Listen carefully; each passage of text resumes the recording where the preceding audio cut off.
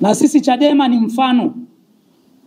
Mwaka 1995 hatukuingia kwenye uchaguzi wa rais. Mwaka 2000 hatukuweka mgombea urais. Chama chetu kiliendelea kudhoofika. Chama hiki kimeanza kukua baada ya mwaka 2005.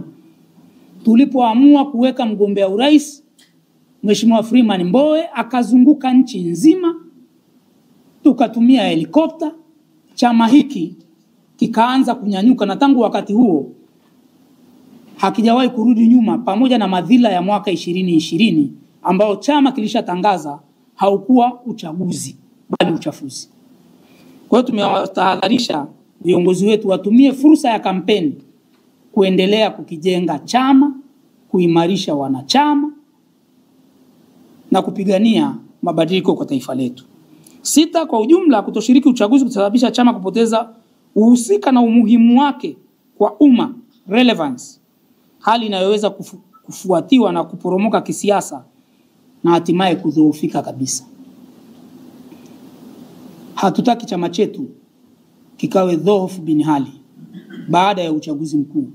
Ndio maana tumeshauri chama kitumie fursa hii, na ni rahisi zaidi kuzuia uchaguzi ukiwa unashiriki kuliko ukiwa nje ya ulingo. Ushauri wetu, tujiandae kwa uchaguzi. Tumemtaka katibu mkuu na chama kama nilivyosema awali wajiandae kwa uchaguzi.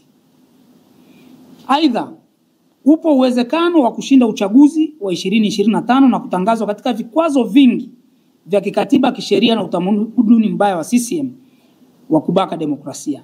Pamoja na hujuma na uonevu wote tuliofanywa katika chaguzi zilizopita, bado yapo madhaifu ya ndani ya kirasilimali na kimkakati yanayoweza kuondolewa, na hivyo kukifanya chama kiingie kwenye uchaguzi huu kikiwa na nguvu mpya na mikakati madhubuti ya kukabiliana na hujuma za CCM na serikali yake kwa kasi kubwa. Tukijipanga vizuri kimkakati, kushiriki uchaguzi kutatupatia fursa kubwa na nzuri zaidi ya kuzuia uchaguzi kirahisi kwenye vituo na maeneo mahususi yanayoelekewa kufanywa hujuma. Tunasisitiza kuwa ni ngumu na kwa kweli haiwezekani kuzuia uchaguzi huku tukiwa nje ya uchaguzi.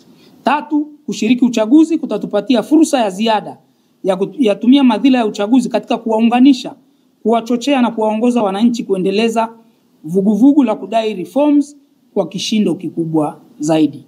4, kushiriki uchaguzi kutasaidia kuimarisha na kuendelea umoja na mshikamano wa chama, wanachama na wananchi, kutahuisha uhai na kuendeleza nguvu, hamasa na harakati za chama.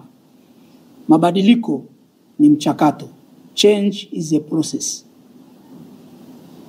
Tumeshiriki chaguzi tangu mwaka 95 kwa tume hii, sheria hizi, uovu huu tuliwahi kufikisha wabunge 73.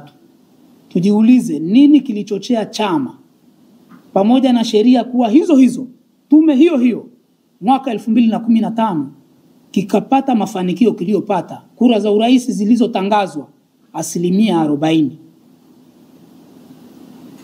Nini kilikuwa kichocheo? Utaona kwamba tulikuwa na mgombea na wagombea ubunge sahihi. Tutumie vizuri fursa ya uchaguzi kwa kuweka wagombea sahihi, tutaweza kushinda uchaguzi. Hitimisho. Mheshimiwa Katibu Mkuu, tunaomba uzingatie kuwa tumetoa maoni na ushauri wetu huo baada ya ofisi yako kutualika kujadili ajenda ihusuyo hali ya siasa na mwenendo wa chama katika kudai uchaguzi huru zenye kuaminika. Kwa muhtasari wa maoni, ushauri wetu umejikita katika kuunga mkono madai ya reform, lakini wakati huo tukikisihi chama chetu kione haja ya kujiandaa na hatimaye kushiriki uchaguzi mkuu wa 2025 hata kama reforms hazitopatikana kwa wakati, kwamba kushiriki uchaguzi kutatuepusha na athari nyingi za muda mrefu za kudorora kwa chama, huku tukiwa pia na uwezekano wa kushinda au kuzuia uchaguzi kwenye maeneo au mazingira mahususi ya kiuchaguzi yatakayoelekea kufanyiwa uhuni, hujuma dhidi ya demokrasia. Tunaomba chama kiyazingatie, kiyape kipaumbele katika tathmini na tafakari zake na kifanyie kazi maoni na ushauri wetu huo kwa kina, kikiongozwa na fikra chanya, maslahi mapana na endelevu ya chama, pamoja na nafsi zilizojaa upendo, umoja na mshikamano kwa wanachadema wote. Tunapenda kusisitiza kuwa maoni na ushauri wetu huo si wa kupinga msimamo wa chama, bali ni kupendekeza namna bora zaidi ya kuziendea reforms, huku tukilinda ustawi endelevu wa chama chenyewe chini ya imani kuwa change is a process.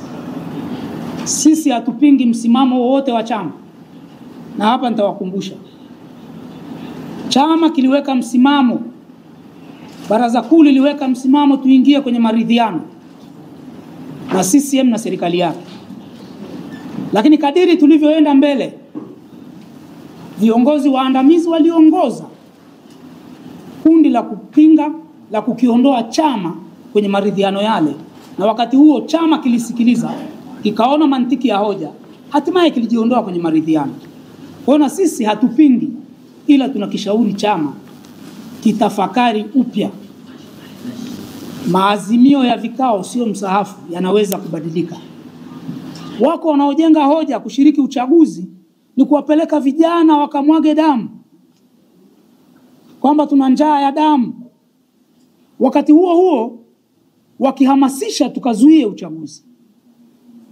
Hivi damu itamwagika wakati gani zaidi? Wakati wa kushiriki uchaguzi au wakati wa mapambano na dola, polisi na majeshi yake, wakati wa kuzuia uchaguzi?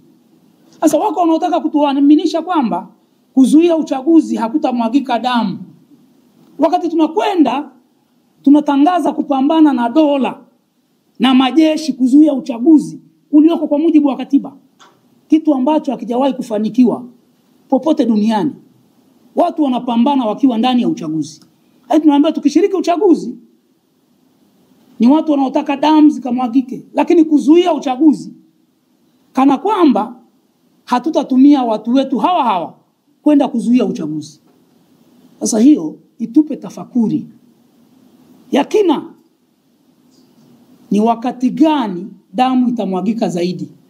Kama tunaweza kuepusha tone la damu ya Mtanzania kumwagika, viongozi tuna wajibu, that's our primary responsibility, ya kulinda uhai wa watu wetu.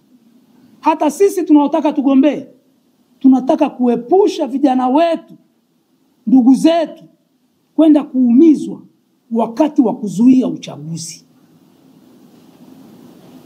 Kwa hiyo tumekitahadharisha chama kitafakari eneo hilo. Tunapenda ieleweke kuwa iwapo chama hakitakubaliana na maoni na ushauri wetu, basi tutaendelea kuheshimu msimamo na mwelekeo wa chama kwa uaminifu na mapenzi yetu yote. Tumeandika wale wanaojaribu kupotosha hawa ni waasi ni nini, commitment yetu ipo kwa maandishi tuliyopeleka kwa katibu mkuu na tumesaini. Aidha, kwa kumalizia, tunafahamu sio wajibu wetu kutangaza, lakini kwa sababu tumekaa kwenye chama, tuna uzoefu, tuna connection. Tarehe 12 mwezi huu ni siku ambayo Tume ya Taifa ya Uchaguzi wanaenda kusaini kanuni za maadili kwa mujibu wa sheria ya uchaguzi wa rais, wa bunge na madiwani ya mwaka 2024 kifungu cha 162. Kinasemaje? Kwa madhumuni ya kusimamia uchaguzi wa haki, huru na amani, na baada ya kushauriana na vyama vyote vya siasa na serikali, tume itaandaa na kuchapisha katika gazeti la serikali kanuni za maadili ya uchaguzi zitakazoainisha maadili ya vyama vya siasa, serikali na tume wakati wa kampeni za uchaguzi na utaratibu wa utekelezaji wake. Kanuni za maadili ya uchaguzi zitasainiwa na a, kila chama cha siasa; b, kila mgombea kabla hajawasilisha fomu ya uteuzi; c, serikali; na d, tume, na zinapaswa kuzingatiwa na wahusika wote waliosaini. Mtu ambaye atakiuka masharti ya kanuni za maadili ya uchaguzi ataadhibiwa kwa mujibu wa kanuni hizo. Tarehe 12 vyama vinatakiwa vikasaini kanuni hizo. Na moja ya kitu ambacho kiko kwenye hizo kanuni, chama ambacho hakitasaini hizo kanuni hakitaruhusiwa kushiriki uchaguzi. Kwa hiyo tunawakumbusha na kuwasihi viongozi wetu, wakati tunaendelea na madai ya reforms, wasisahau kwenda kusaini hizo kanuni, kwa sababu ikitokea reform kidogo zimepatikana, hawajasaini kanuni, chama chetu hakitaweza kushiriki uchaguzi. Wasije wakatumia mwanya huu wakakimbia kwenda kusaini kanuni ili baadaye watugeuzie tena. Sio kwamba no election, hatuzuii uchaguzi, bali kanuni zimeshatutoa nje ya uchaguzi. Kwa hiyo tunawakumbusha mbele ya umma na mbele ya vyombo vya habari,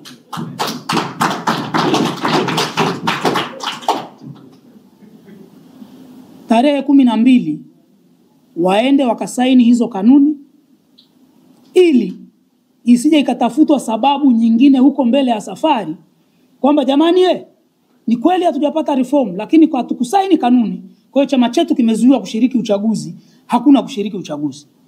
Tunawatahadharisha na kuwakumbusha mbele ya umma, na tunaomba waandishi wa habari mlifikishe hilo kwa maslahi mapana ya chama chetu na nchi yetu.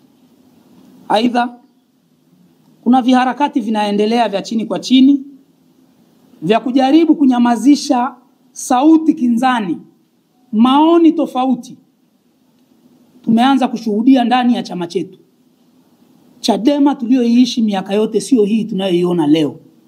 Kuna dalili, kuna watu wanatishwa na wanatumia mbinu ya kupeleka maelekezo kwenye viongozi wa matawi, kwa sababu kwenye chama hiki ziko mamlaka mbili tu zinazoweza kumfukuza mtu wanachama: tawi lake au kamati kuu. Ndivyo katiba yetu inavyosema, ndio vyombo viwili vinavyoweza kumfukuza mtu wanachama. Tumeshuhudia kwenye matawi viongozi wanapelekewa maelekezo kwamba mtu yeyote aliyeko G55 anzeni kumwandikia barua. Na tumeshaona mmoja ameandikiwa, yuko hapa, Asenga yupo,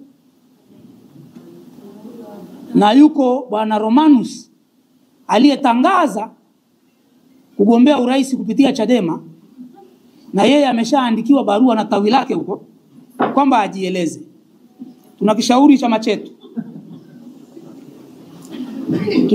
chama chetu njia hiyo tunayotaka kuchukua kuipitia sasa sio njia sahihi. Tulipinga udikteta, tunaendelea kupinga udikteta ndani na nje ya chama. Tunawashauri viongozi wetu wanaohubiri uhuru wa maoni, uhuru wa mawazo. Viongozi wetu wamekuwa wabunge, mwenyekiti alikuwa mbunge, makamu mwenyekiti alikuwa mbunge, katibu mkuu amewahi kuwa mbunge. Ndani ya bunge walikuwa na maoni na hoja za moto kweli kweli. Walipotaka kuzuiwa na spika, kupewa adhabu, kutolewa nje ya bunge, tulisimama kama taifa kwamba maoni yao yasikilizwe, ushauri wao usikilizwe.